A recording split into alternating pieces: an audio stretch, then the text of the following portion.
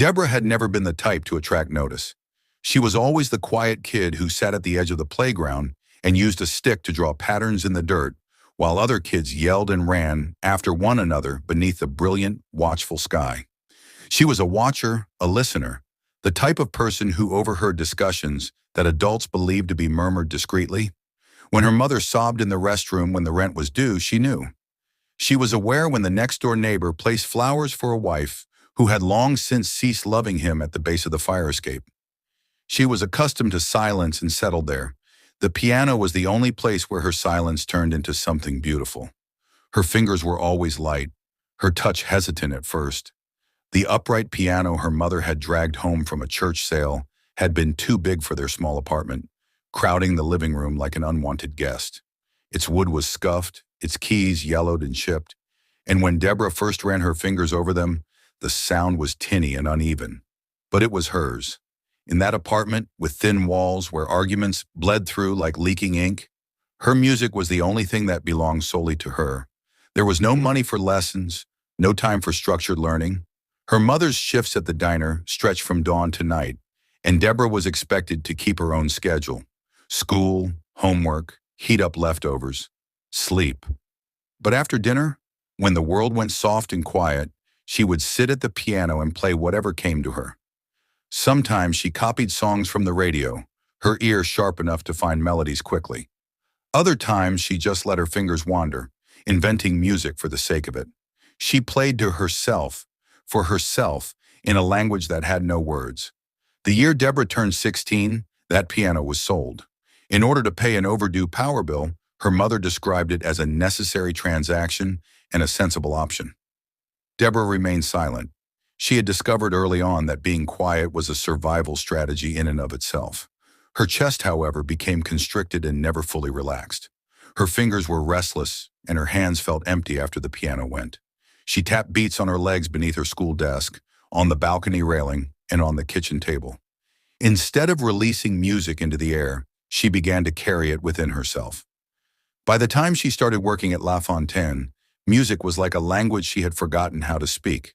The restaurant was its own world, a gleaming, polished bubble where wealthy people came to show off their good taste. Deborah had no illusions about her place there. She was invisible by design, a seamless part of the background, like the flicker of candlelight or the gentle hum of conversation. She learned the menu, memorized table numbers, perfected the art of smiling just enough to appear friendly without inviting conversation. She carried trays like they were extensions of her arms and moved between tables like smoke. The grand piano sat near the entrance, a glossy black centerpiece meant to suggest elegance. On some nights, a hired pianist played, an older man with arthritic fingers who stuck to standards and jazz classics. Deborah never spoke to him. She only watched from a distance, her hands itching with the memory of what it felt like to press down on keys. The piano was a silent temptation, always within reach but just out of bounds. Leonard then arrived. Because his name was enough to secure a table, Leonard was the type of regular who didn't require a reservation. He was a noisy, reckless diner who would snap his fingers to call for help and make terrible jokes that weren't supposed to be funny. He was more inebriated than normal that evening, slouched and flushed, a king in his own imagination looking over his court. With derision barely disguised as seduction, his voice pierced the air like a dagger and called Deborah to the piano. "Play us something," he said, his smile sharp with the promise of humiliation. Deborah's first instinct was to refuse, to laugh it off and retreat to the kitchen. But something in her, something old and tired of hiding, rose up instead. Without speaking, she walked to the piano, the air buzzing around her like static. Her hands shook as she lifted the lid, the polished wood reflecting her face back at her, pale and unsmiling. She played the first song that came to mind, a piece she had composed herself years ago, a lullaby for the girl she had once been. The first note was soft, almost hesitant, but then her fingers found their rhythm, weaving melody and memory into one seamless flow. The restaurant quieted. Forks paused halfway to mouths. Conversations dissolved into silence. Even the clink of glasses ceased. Deborah did not look at Leonard. She played for herself, for the girl who had lost her piano, for her mother who had once danced barefoot in the kitchen to Deborah's music. Each note peeled back layers of herself she had hidden under aprons and polite smiles. By the time the final chord faded, the room was holding its breath. The applause came in waves, hesitant at first, then rising into something thunderous. Deborah stood, smoothed her apron, and walked back to the kitchen. Her heart was pounding, but her face was calm. She washed her hands, the scent of dish soap mingling with adrenaline. Word got around fast. The waitress who played like a concert pianist was mentioned in whispers by the patrons. Some offered her tips and urged her to play again, but she declined. After that night, Leonard's quips melted into stillness, and he avoided making eye contact. Deborah's shift continued as usual, with dishes to clear and water glasses to fill, but something inside of her had changed. The piano became her silent accomplice. On slow nights, when the restaurant emptied early, she would sit at the bench and play softly for herself, unfinished pieces and half-remembered songs. Sometimes the chef leaned against the doorway to listen. Sometimes no one did. It didn't matter. Music had come back to her hands. Deborah never sought fame. She didn't record albums or chase auditions.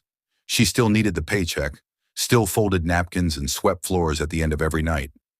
But something inside her had unfolded, stretched wide like wings that had been cramped too long. Her music belonged to her again, not hidden away but breathing, alive.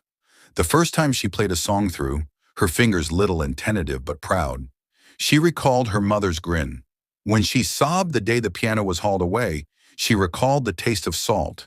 She recalled that the only thing that could simultaneously make sense of ecstasy and sorrow was music, which had been her first and only true language. And she remembered that silence, how it had protected her for so long, how it had almost swallowed her whole. The night Leonard called her to the piano, she broke that silence. Not for him, not for the diners, but for herself. In doing so, she found her voice again, not in words, but in the language her fingers spoke effortlessly when given the chance. Life at LaFontaine continued. New waitresses came and went. The hired pianist retired. The restaurant changed hands, but Deborah remained, her music woven into the very walls, a ghost melody that lingered even when the piano sat quiet. And every so often, when the restaurant was empty and the world was hushed, she would sit down at the piano again, her fingers finding the keys like they were old friends and play. Not for applause, not for recognition, but simply because music was the only home she had ever truly known. If you would like additional layers, you can add Deborah's relationship with her mother, more in-depth backstories for Leonard and her co-workers, or even particular moments from the everyday operations of the restaurant. Should I continue to develop this into a lengthier draft?